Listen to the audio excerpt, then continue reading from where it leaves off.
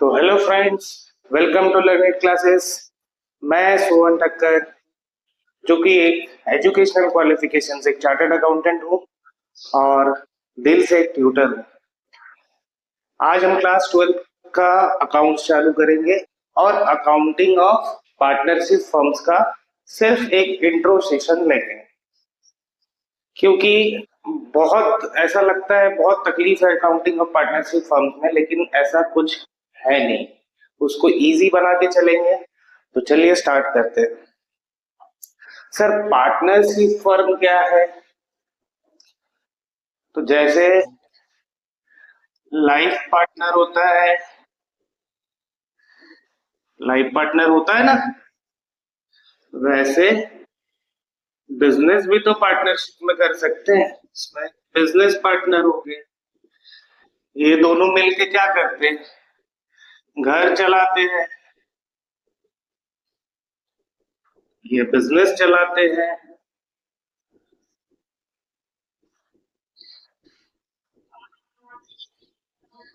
है ना।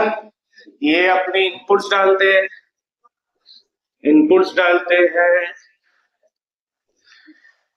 रिलेशनशिप को ग्रो करने के लिए।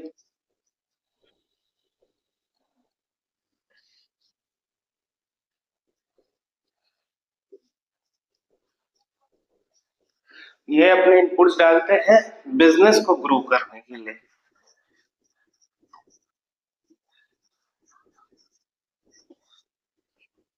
बिजनेस को ग्रो करने के लिए अब इनपुट्स क्या होंगे? या तो वो मेहनत करेगा या पैसा लगाएगा, है ना। ये इनपुट्स डालेगा वो बिजनेस को ये करने के लिए, मेहनत करेगा, दुकान में बैठेगा या पैसा लगाएगा। तो जब दो लोग, अभी तक हम लोग 11th में क्या पढ़े? अकाउंटिंग ऑफ सोल प्रोप्राइटरशिप, मतलब एक ही आदमी था। जब दो या दो से ज्यादा, तीन लोग, चार लोग मिलके एक फर्म बना के काम करते, तो वो पार्टनरशिप फर्म बोला जाता है कुछ नहीं। सोल प्रोप्राइटरशिप में एक आदमी पैसा लगाता था, यहाँ पे सभी लोग पैसा लगाएंगे, या कुछ लोग पैसा लगाएंगे, कुछ लोग मेहनत करेंगे, जैसे उनके बीच में अग्रीमेंट होगा। तो सर, क्या ये पार्टनरशिप फर्म का कुछ अकाउंटिंग अलग है और सोल प्रोप्राइटरशिप का अकाउंटिंग कुछ अलग था क्या?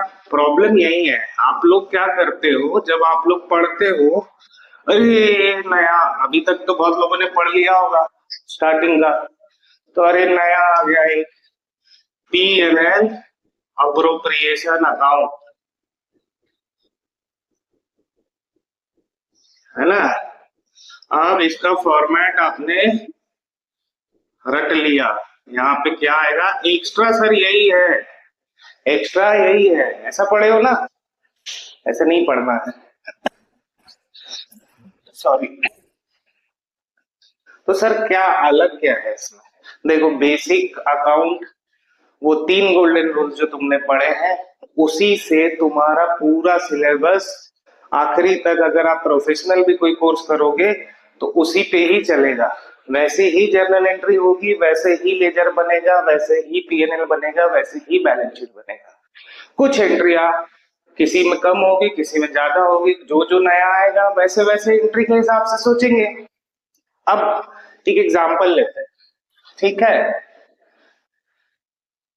समझ लो, ये शॉप है, ये ए और बी ने मिल के खोला है, ठीक है। अलग क्या है मैं वो बता रहा हूँ। ए और बी ने मिल के खोला।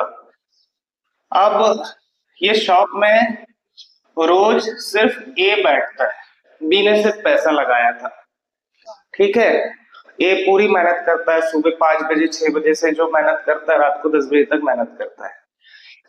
तो क्या ए बी को नहीं बोलेगा कि भाई मैं पूरा दिन मेहनत करता हूँ तो मेरे को कुछ एक्स्ट्रा चाहिए?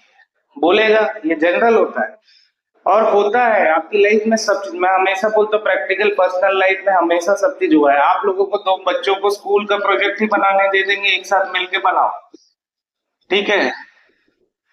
ये जनरल टेंडेंसी है। अगर आप स्कूल का प्रोजेक्ट एक साथ मिलके बना रहे हो, किसी ने ज्यादा मेहनत की ना तो नाम ऊपर ऊपर नाम उसी का लिखेगा, जो कम मेहनत किया नाम उसका नीचे लिखेगा। ये करते हो आप लोग? बिल्कुल करते हो। तो वैसे ही कुछ एक्स्ट्रा मेहनत किया है उसने तो वो उसका पैसा मांगता है। और पैसे के रूप में क्या मांगता है? वो सैलरी मांगता है कि भैया मेरे को ये प्रॉफिट के शेयर में से अलग एक सैलरी भी चाहिए, क्योंकि मैं मेहनत कर रहा हूँ, तूने तो पैसा लगा दिया।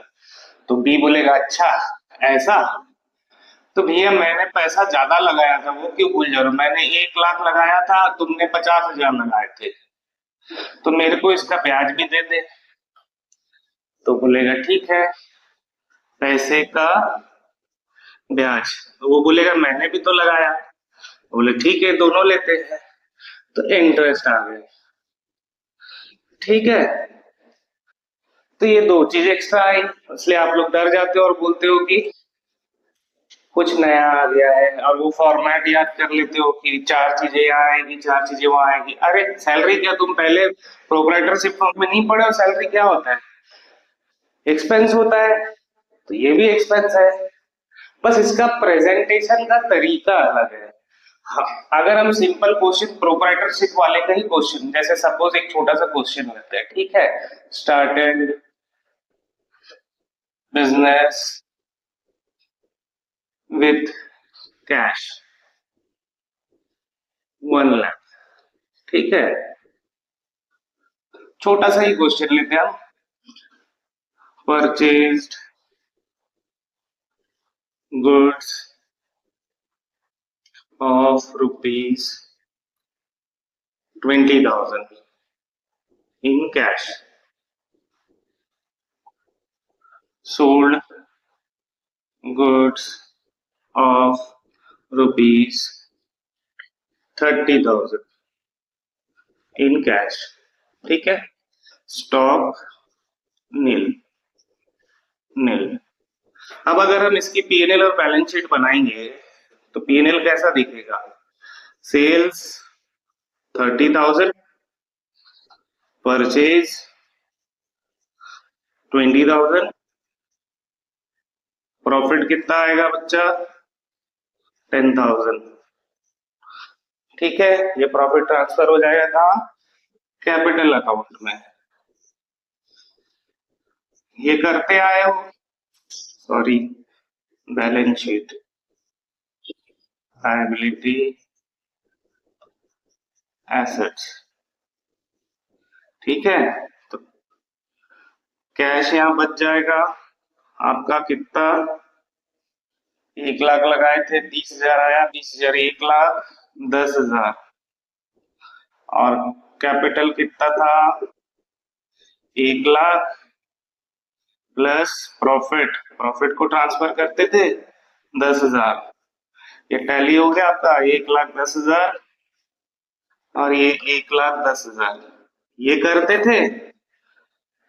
अब अगर यही started A and be started business with cash 1 lakh contributing equally,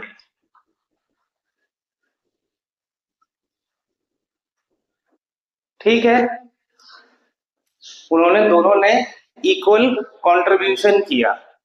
तो अब यहाँ क्या कुछ अलग हो जाएगा क्या? आप बताओ, कुछ अलग हो जाएगा क्या यहाँ पे? कुछ अलग नहीं होगा। ये कैपिटल अकाउंट, सारी एंट्रीज वैसे के वैसी होगी।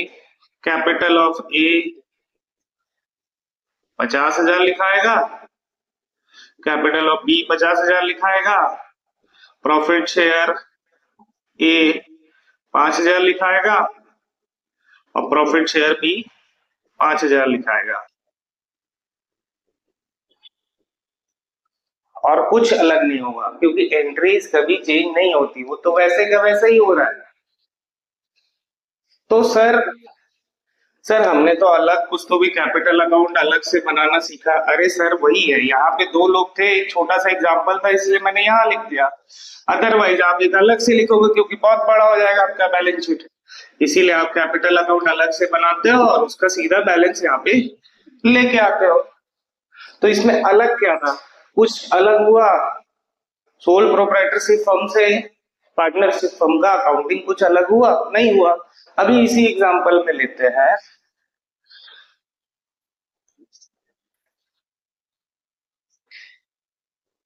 सैलरी पेड टू ए 10,000, ठीक है। तो हम यहाँ पे नहीं लिख के सैलरी, हम हमेशा जब भी बिजनेस का बनाते थे तो हम यहाँ लिखते थे, लेकिन हमको जानना है कि एक्चुअल प्रॉफिट कितना हुआ और उसके बाद फिर हमने अप्रोप्रिएट कितना किया। तो इसीलिए पीएनएल अप्रोप्रिएशन अकाउंट बनाते हैं कि इस प्रॉफिट में से 10,000 रुपए आए बाय बैलेंस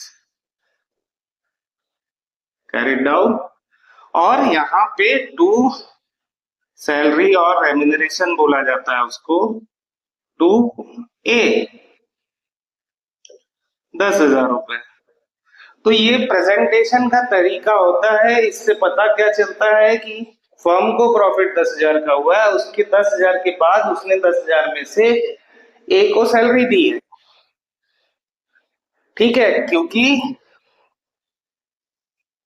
हमको देखना है कि फर्म को एक्चुअल प्रॉफिट क्या हुआ है, और ये अप्रोप्रिएशन अकाउंट बना। तो क्या कुछ अलग हुआ? तुम सैलरी पहले यहाँ लिख देते, अगर सैलरी यहाँ लिख देते थे प्रॉफिट जीरो आ जाता था। अभी भी प्रॉफिट जीरो आ रहा है, तो ये बटेगा भी जीरो जीरो। और इसका जो रेम्यूनरेशन का पार्ट है, इसके इसमें रेम्यूनरेशन ऐड हो जाएगा 10,000। तो सर समझ के पढ़ो, कुछ नया नहीं आया है। अब होगा क्या आगे, ए और बी के साथ कोई सी ज्वाइन करेगा, जब वो ज्वाइन करेगा तब क्या होगा, कुछ नया एंट्री होगा, कुछ नया एडजस्टमेंट होगा। तो ये पूरा आपका जो पार्टनरशिप का अकाउंट है, इसमें यही सब चलेगा कि भाई कोई एडमिशन लेगा, कोई रिटायर होगा, कोई बीच से छोड़ के चला जाएगा, तो एंट्रीज बदल जाएगी क्या, बेसिक बदल जाएगा क्या? नहीं। तो फिर डरने की कोई जरूरत नहीं है, आराम से पढ़ाई करेंगे समझ के। ये थोड़ा बहुत आपको क्लैरिटी दे दिया होगा, है ना। और अगर आपको हमारी क्लासेस पसंद आती है तो आप जमशेदपुर में सोनारी एरिया में माउंट कार्मेल स्कूल के पास हमारा क्लासेस है, लर्निंग क्लासेस के नाम से, आप ज्वाइन कर सकते हैं। अभी डेमो क्लासेस चालू है, हम और वीडियोस डालेंगे। ये तो मैंने सिर्फ एक आपको इंट्रो कराया है पार्टनरशिप फर्म से। और वो जो आपके मन में जो डर है ना, देखो प्रॉब्लम क्या है ना, सब लोग याद कर लेते, वो फॉर्मेट याद कर लेते, बेटा ऐसे होगा, बेटा वैसे होगा। ऐसा नहीं पढ़ो ना, क्या अलग था बताओ, मैंने तो सामने सामने करके दिखाया, कुछ अलग है क्या? नहीं है। सो थैंक यू, होप आपको अच्छा लगा हो।